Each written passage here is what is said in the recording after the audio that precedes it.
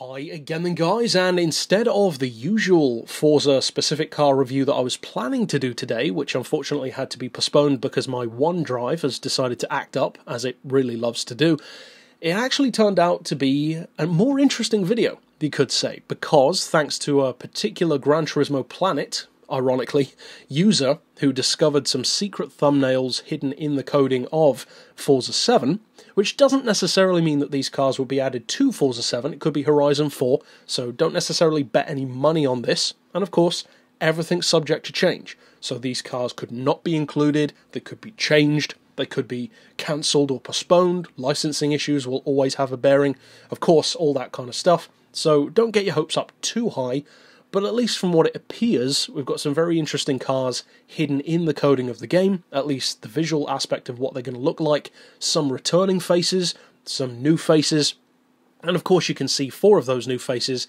immediately here in the video. Now some of these, 2 in particular, in fact 3 actually, are cars which I specifically said would be really good to come back to the franchise in my top 20 cars that deserve to come back to Forza video. And I would love if those 3 cars in particular actually did come back. Now, first of all, as far as the new ones go, cars that have never been featured in Forza before, we have these 4 here. Now, one of them in part has been, kind of, the Aston Martin, but as you can see, it's the Bond edition, tuned by Q's. It's got the bullet shield on the rear window, or behind the rear window. You've got the blades coming out the centre of the wheels with the knockoff rims. It's an interesting spec, but it does make you kind of question if that were featured in the game, what purpose would that serve?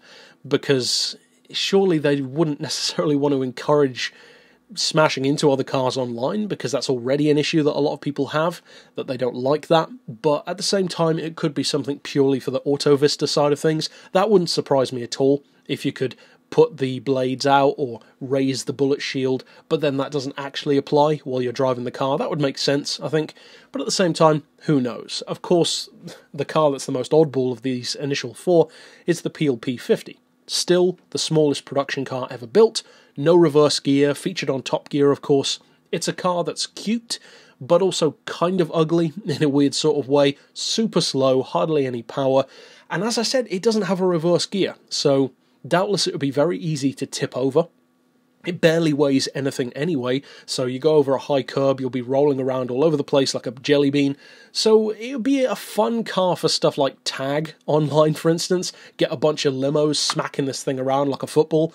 So it could be fun, for sure. Forza is embracing these oddball vehicles more and more in recent times with stuff like the limos, the Mercedes racing truck, which isn't necessarily oddball as such, but it certainly stands out from the rest of the cars in the game. Then you've got stuff on Horizon 3, for instance, like the Reliant Supervan. This would make a great rival for that if it did indeed end up on a Horizon 4, for instance, instead of Forza 7, but we'll have to wait and see. There's no point in really speculating on that. Then, of course, we have probably a car which will excite a lot of people, definitely McLaren fans, the McLaren Senna. One of the fastest cars they've ever built, one of the most exclusive, one of the most hardcore. Doubtless many people will love to see this one featured on any Forza game, be it 7, Horizon, whatever. And finally, what could potentially be the least interesting of the initial 4, but still a cool one, a global rallycross Fiesta, which would make a great rival to the GRC Beetle as well, and also it gives you more of a Gymkhana style approach than, say, a typical rally car would, especially in the older games, so it could be cool to have that one as well. Personally, I don't particularly care for that car. It's cool to have it, but it's not the kind of thing that I'd use all that much. I don't use the GRC Beetle that much either. But doubtless there are many people who would make good use of that. Now moving on into some of the other new cars, we have one of the slightly less interesting ones, I would say, the facelifted Mustang, one of the latest incarnations of it. That one to me isn't one of my most anticipated of the new pack, or not the new pack, but you know what I mean, these potentially leaked cars. But I can see, you know, for fans, of course they'd be excited for it. This next one, on the other hand, does excite me a lot more, even though it's fairly pointless for racing. Of course, the iconic London Taxi. Probably as iconic, if not more so, in its own way as the New York Yellow Cab. Essentially the same thing for England as that car is for America. Imagine taking a stripped, caged, lowered taxi around the Nordschleife and potentially getting a sub 8 minute lap out of it. I think that would be pretty cool. It's certainly the kind of oddball stuff that we've come to expect from Forza. I could certainly see this appearing in a Horizon game, but we'll have to see overall. Next up we have another car which I'm actually quite looking forward to. I've always thought this car would make a great hot rod base, the Morris Minor. Another British icon, a British classic icon in particular, and as you're probably seeing from the list, we've got a lot of British cars, and in fact this list, unofficially of course, the leaked list, is actually predominantly British, and all of the ones which aren't British are Fords. So it's an interesting breakdown between the two, and even some of those Fords, as one of which you'll see in a second, is still Ford's European division, so pretty close to being British even then. Slam it, put a big V8 in there, who knows what you could do with it. Again, I could see it either in a motorsport or a Horizon game. A lot of people probably wouldn't be excited for it, and it's far from being one of my favourite cars, but I am very interested to see what it could do, especially when modified, to take it up against stuff like some of the other classics, like the classic Beetle, a variety of others as well, the Carmen Ghia perhaps. Now finally, this is the Ford Europe Division car that I was referring to, because technically of course Ford is American for the most part, but they have different divisions. You've got Ford Australia, Ford Europe, and this is one of Ford Europe's vehicles, the Escort XR3. Now this car was a little bit before my time in the 80s, but a ton of people will doubtless love to see this car. In Britain, we have a number of these cars, especially from the 70s and 80s, where they really are cult classics. Now, that's it for the new cars. What about the returning faces? Well, I'm going to kick this part of the leaked list off with the car that I'm actually the happiest about, and that may seem like a strange thing to say, because it's this one, the Bentley 8 litre from 1931. So why am I so happy about this? It's just an old Bentley. Well, for those who have maybe joined the franchise later, perhaps you're a younger gamer, maybe you just didn't grow up around the earlier Forza games, but for someone like me, who's been playing the franchise since day one or very early, I started with Forza 2, this coming along in Forza 4 was a big deal for someone who has the kind of fandom for cars that I do. I'm a massive fan of vintage cars, not just classics, but vintage, super old. And by vintage, I mean stuff that's like pre-1940s. And this particular Bentley is literally the first ever vintage car to be featured in the entire Forza franchise. And the funny thing was, we couldn't even drive it. And that annoyed me so much at the time, because it was like this dangling carrot that we just couldn't get to. It was in Auto Vista, you can see some of that footage here, but we couldn't actually drive it, and I wanted to so badly. So since then, it was completely forgotten, hasn't been featured in any way in any of the other games, and now it's cropped up again. I think this is awesome that the car could potentially be a drivable vehicle finally. It would definitely fit in with the kind of more old school charm that the lineup has on Forza 7, with lots of vintage and classic Grand Prix cars and old school race cars or even old school road cars. It would be a gorgeous addition, I think, and to be able to finally drive it as I've been wanting to for so long, to me that just means a lot.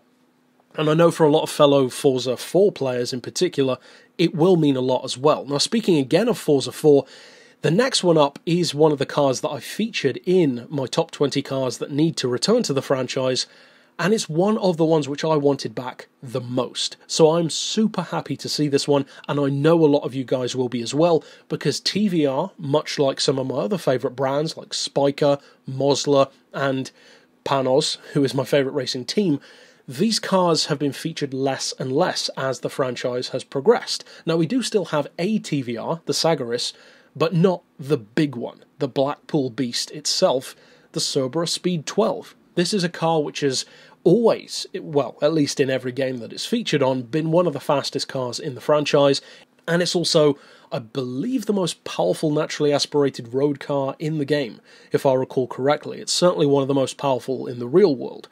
If this one does return in a motorsport game, I'd be very happy. if it returns in the form of a Horizon game, that would be very interesting. I would love to drive the Speed 12 again, but on the street for the first time in the franchise. That would be very cool. Now, the next one up is another car that I also featured in my top 20 vehicles that need to return. I featured it with my favourite livery for the car, a replica of the Ascari A10, which is one of my favourite cars, and this one is the Ascari KZ1 R Edition. Now, this one is an interesting car because it's not necessarily the obvious choice to add to the game. It would have been cool to add the actual A10, but it's the middle ground. It sits between the regular KZ1, which in itself is an undervalued supercar, but it's not quite as quick as the A10 would have been had it actually reached production. Now, the next car in the breakdown is one which kind of surprised me to see in the list. Pleasantly surprised, for sure. It's a car which we discussed not that long ago in a specific review, because this is one of those cars, like the Bentley, have only had this particular vehicle, the Eagle E-Type Speedster. An extremely rare, very expensive, stunning looking car. It's only been in one game, the first Horizon game. Now, it's not one of the quickest cars in the game, although it is very expensive, so you'd kind of expect it to be. But what it is in a similar way to stuff like Spiker or Zenvo, it's not necessarily going to destroy everything else in class, but it's more of this really boutique approach, you could say, to an exotic car. It's more about just the attention to detail in a similar way to the companies that I mentioned, like Spiker or Pagani even. It's one of those cars. It's just a nice vehicle to own and to drive. You don't necessarily need to win races with it. Now, the next one on the list is another returning one, once again, from Forza 4. This is a car which I really loved at the time. I don't love it necessarily as much now as I did, but it would be nice to see more cars from this manufacturer featured. We've had some. The three-wheeler, for instance, was featured on Horizon, but the Morgan Aero Supersports. This car sounded absolutely fantastic when it debuted on Forza 4, and it offers a completely different approach to performance, especially for its price range and its category, being an A-class vehicle at the time. I'm not super excited for it, but I could certainly understand if some people are. Now, the next three, the final three in fact, aren't quite as exciting, but it's nice to see them included because they are the less obvious choices. And once again, they are all three British cars, small British sports cars from the classic era, and this is kind of what Britain's known for, really, in the performance world, especially back in the day. Small sports cars which don't have a huge amount of power, but can do a lot with what they have. This one, though, first of all, is the Austin Healey 3000. Now, there are two Austins that were leaked, the Sprite and the 3000, once again, both featured on Forza 4.